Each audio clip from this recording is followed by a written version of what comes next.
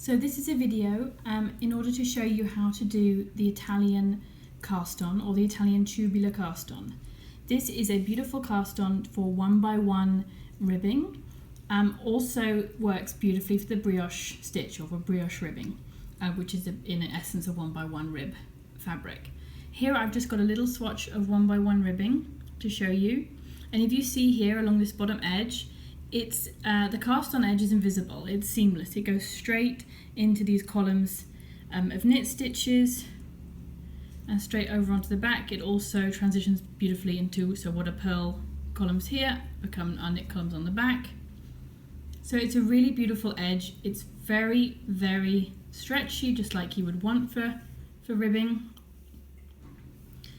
It's beautiful, it looks professional, and it's an easy tubular cast on method to do, and it's one that you don't require a provisional cast on in order to do it.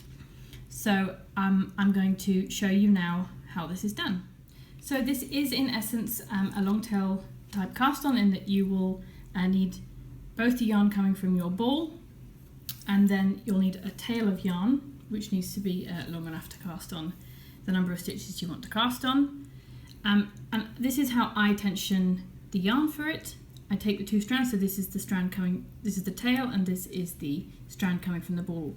I hold those two strands like this, and then I put the tail that comes, the strand that comes from the ball, I put my thumb through like this, and the tail yarn side I put my index finger through, and I hold it like this. You can see other slight variations just based on how people like to tension their yarn, and that's fine. Some people like to hold them like this, but this is how I personally hold them. What we're going to be casting on is knit stitches and purl stitches.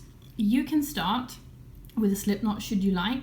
Some people start just holding like this, and then we'll cast on a knit stitch, and then when they come back round to work they remember that there are these two little loops which count as one knit stitch. So you might see all of these if you look at other tutorial videos. This is what I do. My very first stitch, I just secure my yarn on my needle by going and twisting like this, and that will count for me as my first knit stitch. So I'm going to show you first, therefore, how to cast on a purl stitch. To cast on a purl stitch, you bring your needle up. So I'm just going to move this out of the way, hoping that that means it's less distracting. Okay, so you're going to move the needle tip up. It's going to have to come round the back all the way underneath both strands. Okay, so we started like this and we're going up, around. I bring it up in front of this bottom strand, down through the middle, around the back and back up, and you can see that that's cast on a little purl stitch like that. You'll see the purl stitch again in a minute. Now I'll do the knit stitch. For the knit stitch, you come round to the front with your needle, down and under, so under and then back under this first strand, up and over the back strand, and pull that back round underneath the front strand like that, and you've cast on a knit stitch.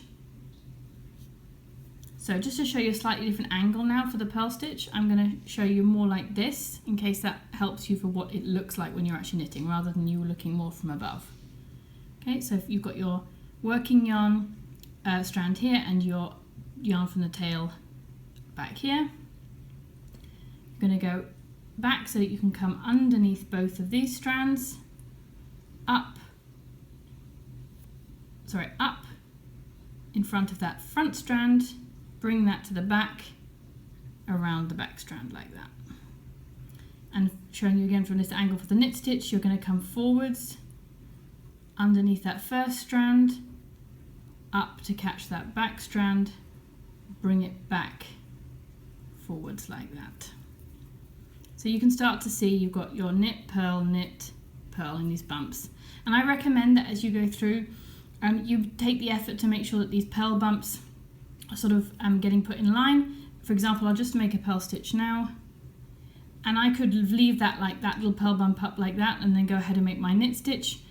Generally it will pull it in line when you make your knit stitch, but sometimes it won't, it will stay up there, and when you come back to do the setup rounds, which I'll show you in a minute, setup rows, sorry, it can get a bit confusing if you've let your stitches get all twisted around.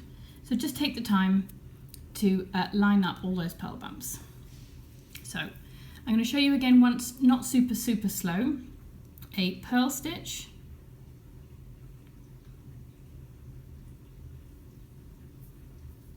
and a knit stitch, sorry, retension my yarn,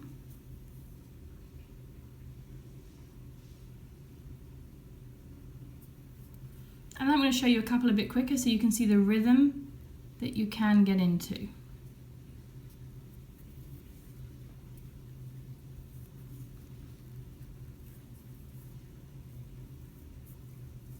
So I have cast on now a bunch of stitches, and the other nice thing about this, of course, if you need a specific number of stitches, you will need to count them. But if you just are trying to fill up a circular needle, for example, just to cast on for a cowl or what have you, you know that you've got the right number of stitches if you're finishing with a purl stitch, because you've got knit, purl, knit, purl, knit, purl. One thing though, for this final purl stitch, we could leave it like that, but then as soon as you let go of your yarns, it's not really secured there. So instead, what I recommend doing, so we will flop that off there. We've got our knit stitch. We want to secure these guys in place. So if you take this tail yarn here at the back, so we had our yarn like this tail yarn here at the back, and I'm just going to hold that like this. I'm going to make a little loop, and I'm going to, sorry, use up my thumb is easier, and use that to make like a little backwards loop cast on there. And now I can let go and everything, nothing's going anywhere. So here is an example that once your stitches that you've cast on start to go onto your cable, if you're using a circular needle, they can start moving around. So just keep them in check so that all your purl bumps line up. You can start knitting immediately with this or joining around. I wouldn't recommend it. It doesn't make a very stable edge. It's nasty to work with. It tends to twist. So there are two set-up stabilizing rounds for the tubular cast on, the Italian tubular cast on, and I'm going to show those to you now. So we turn our work. The last stitch that we cast on the other side counted as a purl stitch, which means the first stitch on this side is going to be a knit stitch. And what we're going to do for the next 2 rows is knit one, slip one with the yarn in front. So every stitch which should be a knit stitch on that side will be knit, and every stitch which will eventually be a purl stitch on that side will be slipped with the yarn in front. So this first stitch looks weird, we just did a half hitch. Don't worry about it, still knit it through the front loop, like that. Okay, so we knit the first stitch.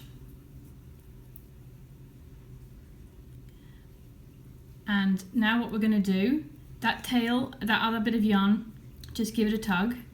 Sorry, I split my stitch there, but I'm just going to leave that as it is for the purposes of this tutorial. I've brought my yarn forward. I'm going to slip this stitch purlwise, and I'm going to keep the yarn in front like that.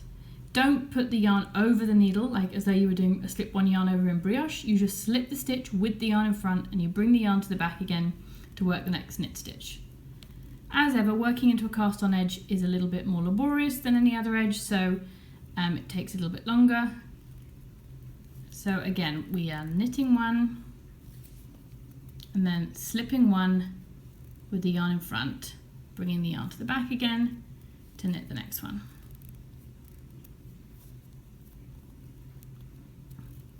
So I am doing this on my fairly grippy wooden needles, so I thought that would help me both actively do this slower so that you could see it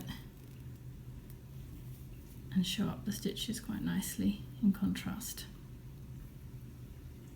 So again, slip one with the yarn in front, knit one, and the last stitch we bring our yarn to the front. It's a purl, as always. We bring our, oh, silly me. We bring our yarn to the front. Don't do what I just did.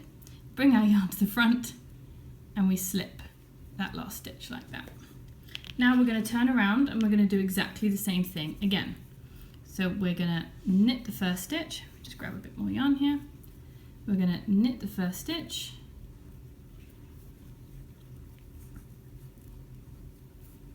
Sorry, having a problem adjusting my stitches. We're going to knit the first stitch, we're going to slip with the yarn in front, bring that yarn back so that we can knit. And from now on things should start getting easier.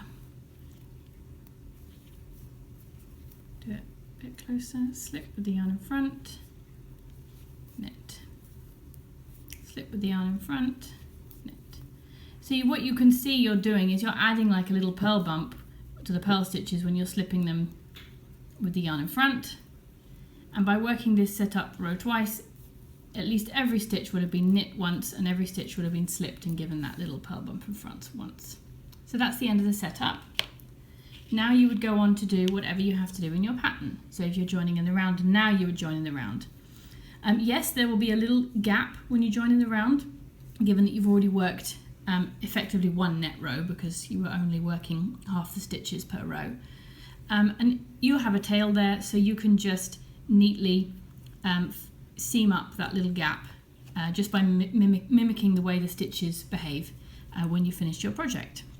So here you can already see this nice cast on edge looking beautiful with your knit stitches, purl stitches, knit, purl, knit, purl.